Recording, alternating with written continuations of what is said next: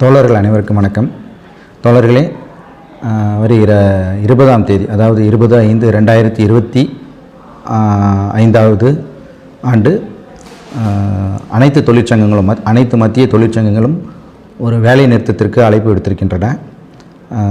அந்த வேலை நிறுத்தத்தில் நாம் இணைப்பை பெற்றிருக்கக்கூடிய அகில இந்திய கிராம வங்கி ஊழியர் சங்கமும் பெஃபி சங்கமும் பங்கேற்கின்றார்கள்.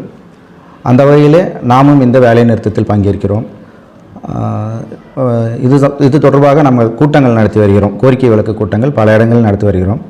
அப்போ தோழர்கள் கேட்ட கேள்விகள் என்னவாக இருக்குதுன்னா, இதில் வங்கித்துறையில் நம்ம சங்கமாக நாம் ஏன் இதில் பங்கேற்கணும் அப்படிங்கிற கேள்விகளை பல தோழர்கள் கேட்டு வந்தார்கள். அப்படி இருக்கும்போது பார்த்திங்கன்னா, அது பற்றி தெளிவுபடுத்த வேண்டிய ஒரு தேவை இருக்கிறது.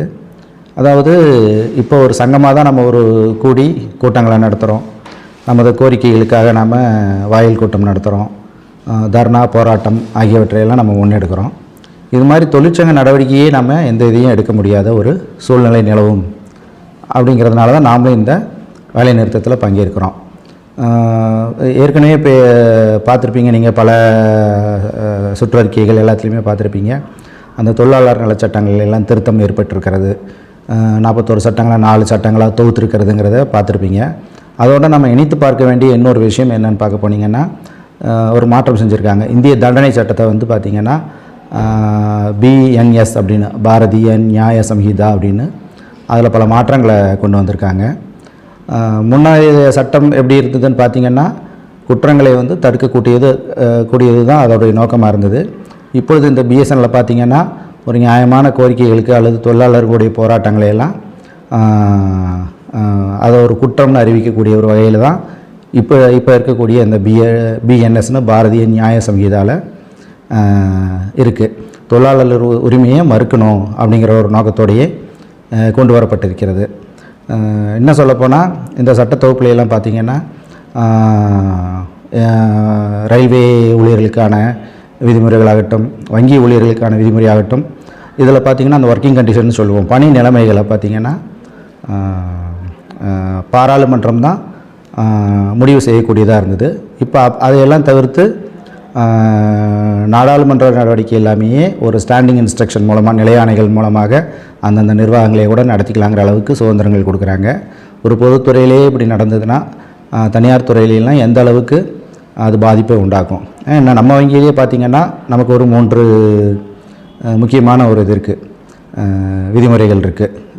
ஸ்டாஃப் சர்வீஸ் ரெகுலேஷன் இருக்குது, அப்பாயின்மெண்ட் ப்ரொமோஷன் ரூல்ஸ் இருக்குது, பென்ஷன் ரெகுலேஷன் இருக்குது. இது எல்லாமே நாடாளுமன்றத்தால் நிறைவேற்றப்பட்ட சட்டங்களால் நமக்கு நடைமுறைப்படுத்தப்பட்டிருக்கிறது. அப்படியெல்லாம் இல்லாமல் இது எல்லாமே அந்தந்த நிர்வாகங்களே ஒரு ஸ்டாண்டிங் இன்ஸ்ட்ரக்ஷன் மூலமாக நடத்திடலான்னா நமது உரிமைகள் எந்த அளவுக்கு பறிக்கப்படுகிறது அப்படிங்கிறத நாம் இங்கே உணர்ந்து கொள்ள வேண்டியிருக்கிறது.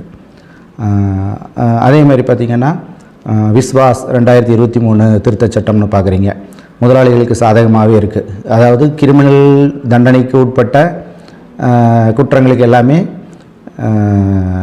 சிறை தண்டனைங்கிறத அப்படியே தவிர்த்துட்டு ஒரு அபராதம், சிறிய அளவிலான தண்டனை அப்படிங்கிற மாதிரி பல மாற்றங்களை செய்து, நம்பிக்கை அடிப்படையிலான நிர்வாகம் அப்படின்னு சொல்லிட்டு அந்த தர்மகர்த்தா முறையுமாங்க, அவங்களா பார்த்து ஏதாவது செஞ்சால் நமக்கு நல்லது நடக்குங்கிற மாதிரி இருக்கிற மாதிரியான சில மாற்றங்களை செஞ்சுட்டு வராங்க.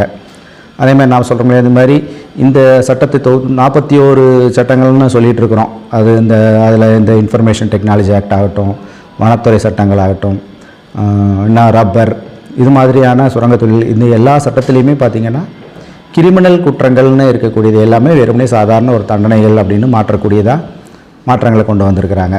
அப்போ முதலாளிகள் வந்து ஒரு கட்டற்ற சுதந்திரம் வழங்கப்பட்டிருக்கிறது, உழைப்பை சுரண்டுவதற்கான ஒரு சுதந்திரம் வழங்கப்பட்டிருக்கிறதாக தான் நாம் இதை கருத வேண்டியிருக்கிறது.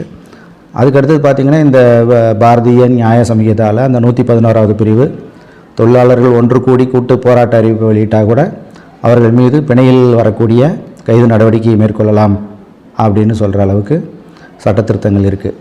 இந்த காரணங்களால் இவற்றையெல்லாம் நாம் எதிர்க்க வேண்டியிருக்கிறது. நாம் சங்கமாக தொடர்ந்து இயங்க வேண்டும், நம்ம உரிமைகளை பெற்றெடுக்க வேண்டும் என்றால் இந்த வேலைநிறுத்தத்தில் பங்கேற்று நமது எதிர்ப்பை பதிவு செய்வதன் மூலமே இதையெல்லாம் நாம் தக்க வைத்துக் கொள்ள முடியும் என்பதை கூறிக்கொண்டு அனைவரும் வேலை நிறுத்தத்தில் பங்கேற்று வெற்றிகரமாக்கும்படி கேட்டுக்கொள்கிறேன். வணக்கம்.